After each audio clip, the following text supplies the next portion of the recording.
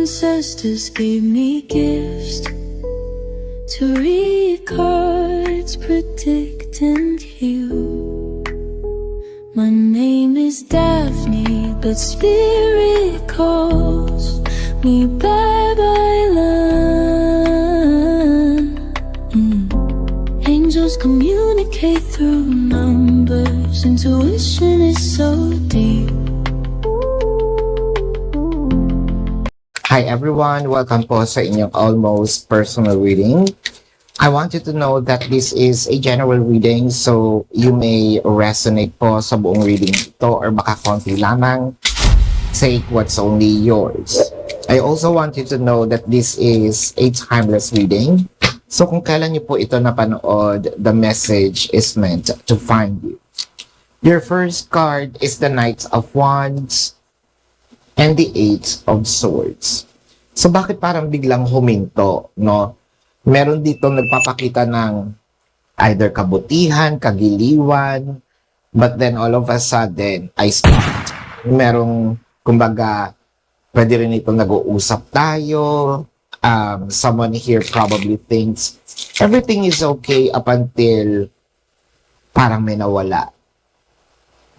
Ngayon, yung dynamic natin, I feel like it's either may kulang or biglang nag-iba or parang hindi na kita kilala, hindi ko na rin kilala yung sarili ko, hindi ko alam kung may jowa pa ako.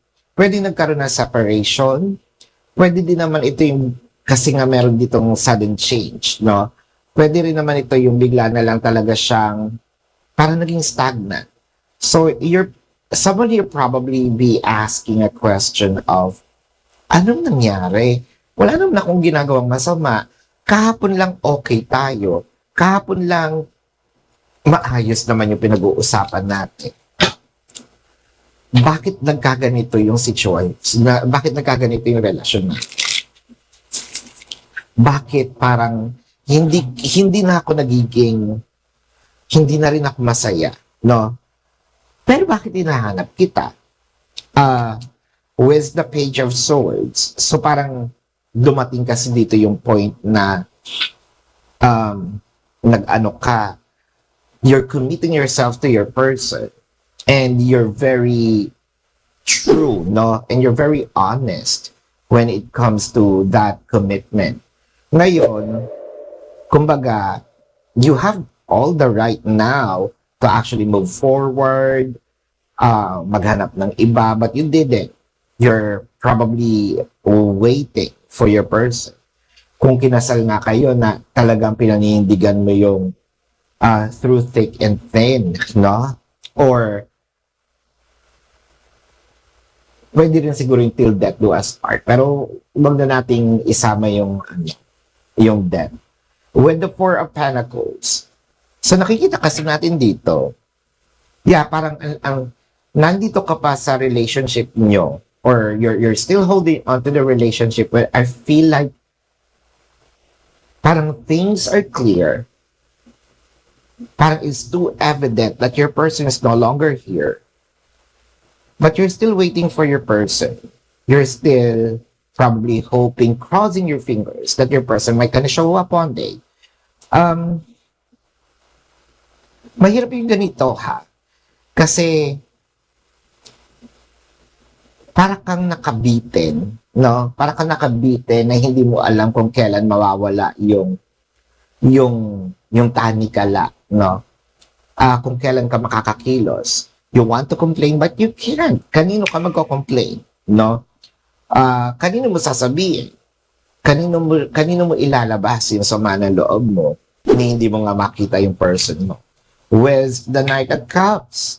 So, gumagawa ka pa rin ng reason, no, you're probably reasoning out why these things are happening, or if you're clueless, baka kasi sinasabi mo rin sa sarili mo, lalabas pa siya, magpapakita pa siya, no? Wow, with the Seven of Swords, is this a thinking or is this something growing deep within? Kasi if this is a thinking, or if this is a thought rather, you're probably thinking that your person is putting numbers on.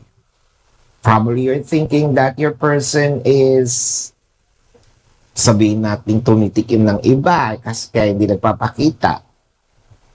Or may ginagawang kababalaghan. Parang may ginagawang hindi mo gusto, parang ayaw ipaalam sa'yo.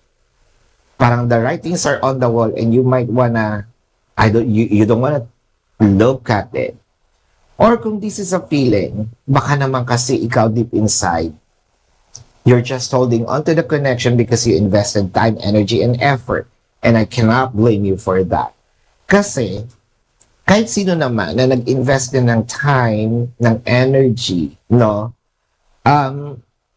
Siyempre, gusto ko manalo. Sinugulan ko to no? Nakaupo na ako, I'm playing the cards, papanalo ko.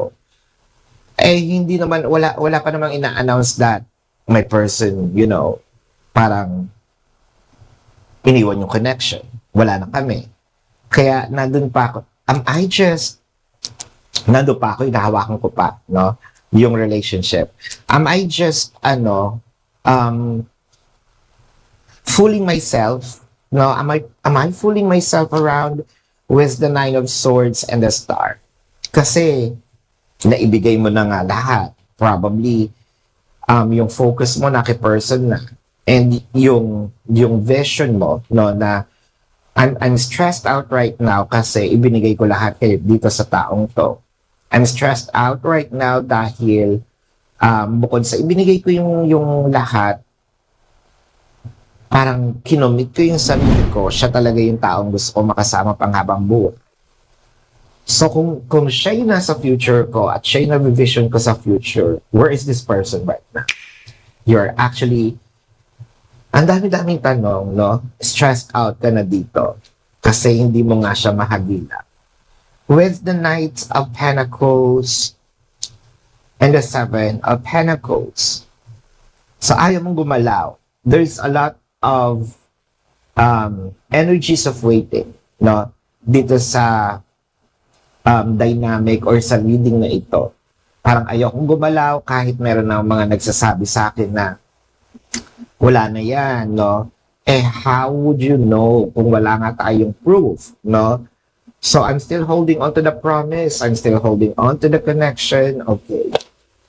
The Three Cups and the Nine of Cups. So, ibig sabihin, tama yung hinala mong lalabas pa ito. Hindi tama yung hinahala mo na meron siyang iba. Hindi naman siya pinakita at kulang na rin yung oras natin. Pero biglang susulpot ito at pwede mong masasabi mo sa mga tao na Nine of Cups kasi showed up, no? And the Three of Cups. Parang binulaga tayo ng dalawang cards na nahuli.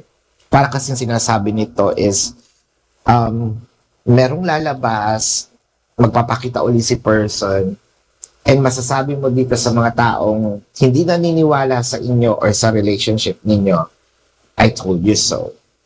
So, pwede natin sabihin, mali talaga, no? Yung mga sinasabi ng tao sa iyo at tama ka dito sa relasyon at sa person mo. So, this is your reading. Maski ako nagulat, no? Isa ako doon sa isa ako tuloy, parang feeling ko ako tuloy yung sinabihan ko, na hindi ako naniniwala at first, pero eto, no, para ako nasampal yung sarili kong reading. So this is your reading. Let's check the zodiac sign of your person. This can be their sun sign or a placement in their chart. Pero bago yan, kung kayo nakaka-resonate, let me know sa comment section. Kung meron po kayong tanong dito, sa reading na ito, sa description box ng video na ito, there is a link. Click the link, you're gonna be routed to my website. Nandun po yung name, number, QR code, amount per question. Take advantage of the 4 questions plus 1 kasi discounted na po yun. And if you want to book a private reading, nandun din po siya. Now, let's check the zodiac sign of your person. This can be their sun sign or a placement in their charts. I'm seeing Pisces, Capricorn, Libra, Cancer, Aquarius, I'm seeing Gemini,